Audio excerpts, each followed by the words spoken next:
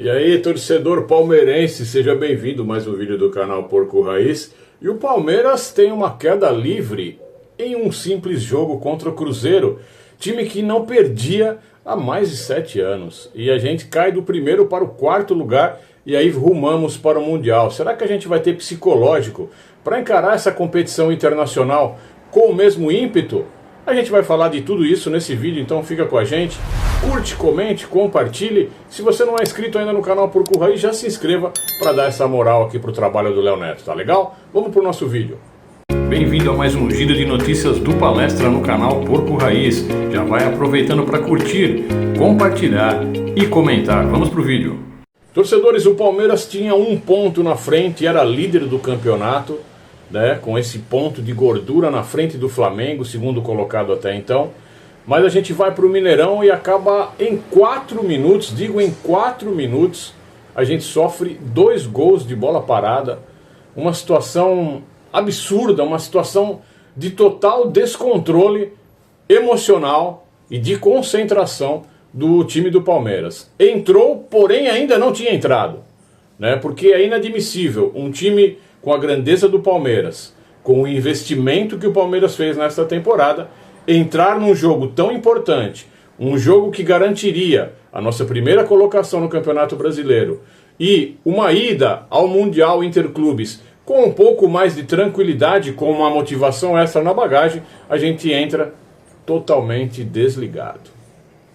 E não foi falta de qualidade técnica, não foi falta de capacidade dos nossos jogadores, foi total desatenção. Aquele livro que o Abel Ferreira escreveu, que tem aquela imagem, né, coração quente, cabeça fria, né, um time frio, um time que tem um controle emocional absurdo, esse time já não mais existe. E até o próprio Abel, que foi quem escreveu aquele livro, já mudou muito a sua maneira de ser, já mudou muito a sua postura. E agora o que ele faz é dar esbarrão. O cameraman que está na sua frente, quando ele perde, ele fica nervoso. E a gente vai também comentar sobre isso. Mas vamos falar um pouquinho sobre o que eu vi do jogo, da partida. Vamos lá.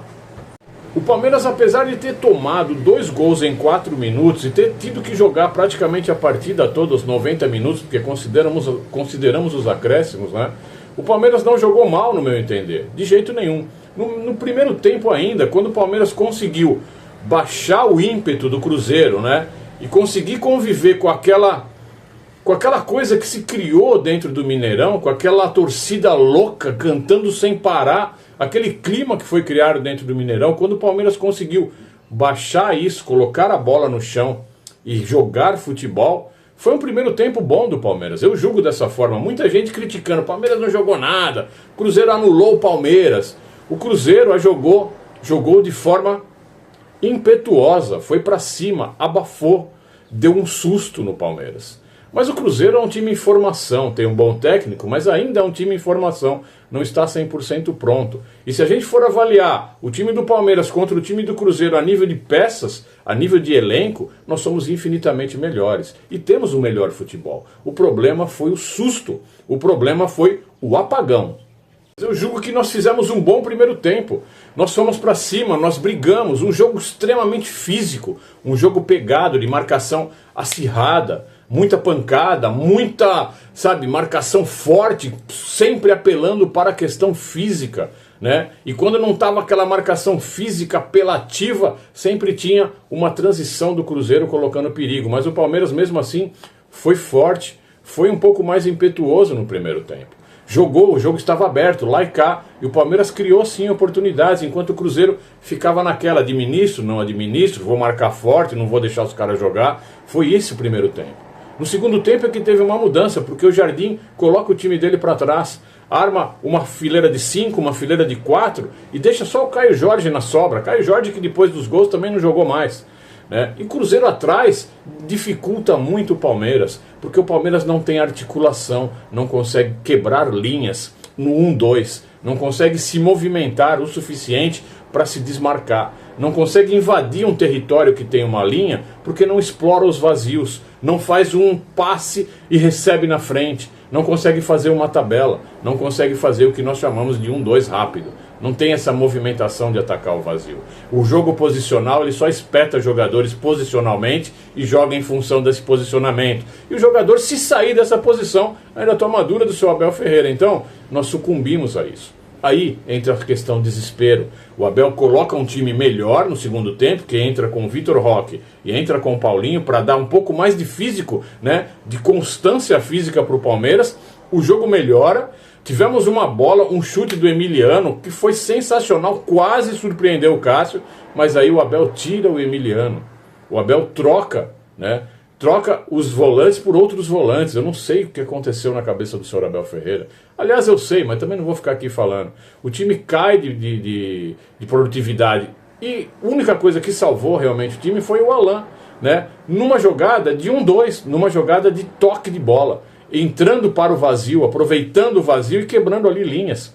Recebe a bola e consegue fazer um golaço com frieza. Frieza que o time normal do Palmeiras parece que já não tem. A gente só joga bem contra times fraquinhos, assim como nós fizemos contra o Sport Cristal. Que jogo foi aquele, né, torcedor? Palmeiras tocando no meio, Palmeiras articulando, fazendo 5, 6 gols. Poderia até fazer mais, mas e aí? Contra os times do G6, hein? O que a gente apronta? Nada. A gente toma sapecada. E a gente perde por 2-1 do Cruzeiro. Infelizmente, a gente cai de primeira colocação para a quarta colocação do campeonato e vai viajar para o exterior, para os Estados Unidos, com esse quarto lugar, podendo estar em primeiro, né? E, claro, não é terra arrasada, não, porque a diferença do nosso para o primeiro colocado são 2 pontos só. Dá para buscar. Mas a questão não é analisar dessa maneira, analisar essa foto, é analisar a temporada em si. O que vai ser da temporada? Hoje o Palmeiras tem uma Ferrari estacionada na garagem, que custou 500 milhões. Mas o Abel insiste em jogar com Fusquinha. Aquele Fusquinha que ele fez ser vencedor. Fez sim, mas isso é o Abel lá de trás. Hoje não temos mais esse Abel. Hoje é um Abel teimoso, um Abel mal educado, um Abel que esbarra em cinegrafista, um Abel que enfrenta jornalistas, um Abel que, ao invés de vislumbrar o jogo e apoiar o time, quer brigar com a arbitragem, quer gritar, quer esbravejar, quer chutar. Isso não é ser um técnico de futebol. O técnico é aquele que tem o ponderamento, que centra as suas energias no intuito de mudar o jogo, de mudar a cara de uma situação. E ele não faz. O Abel, ele quer esbravejar só. Ele só quer chutar. Ele só quer apontar dedo para árbitro. E o que ele ganha com isso? Nada. O time perde com isso, porque perde a referência do treinador à beira do gramado. Entra num esquema vicioso de nervosismo, né? Isso não é bom para o time. Enfim, a gente precisa melhorar muito. Esse Mundial vai ser muito engraçado, Eu acho que vai dar para a gente ter boa noção do que o nosso técnico é. Eu espero queimar a minha língua, sério mesmo. Eu espero que o Abel faça uma reviravolta, que o Abel passe da primeira fase e encare lá os Tubarões no mata-mata de igual para igual, pelo menos. Vencer é muito difícil, mas pelo menos de igual para igual, jogando um futebol pegado, como jogou ontem. O Palmeiras jogou ontem bem o jogo físico, como vão ser os jogos com os times europeus, né? A lição ficou. Vamos ver o que a gente vai fazer. Para fechar o vídeo, eu queria dar um recado aí para os youtubers, para o pessoal palmeirense que fica falando nessa questão humanitária do Abel. O Abel humanizou o futebol. Que catso que o Abel humanizou, minha gente. Que catso que esse cara humanizou. Se ele é o primeiro a xingar árbitro, se ele é o primeiro a esbarrar cinegrafista, se ele é o primeiro a mandar jornalista mulher calar a boca, se ele é um cara totalmente, sabe, que se descompassa, um cara que perde as estribeiras quando perde o jogo. Cadê a humanização?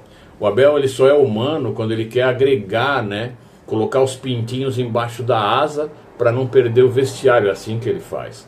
Mas ele não está conseguindo administrar isso. Colocar o Veiga num jogo desse tamanho, precisando garantir um resultado, e ainda de capitão, isso acabou com o jogo.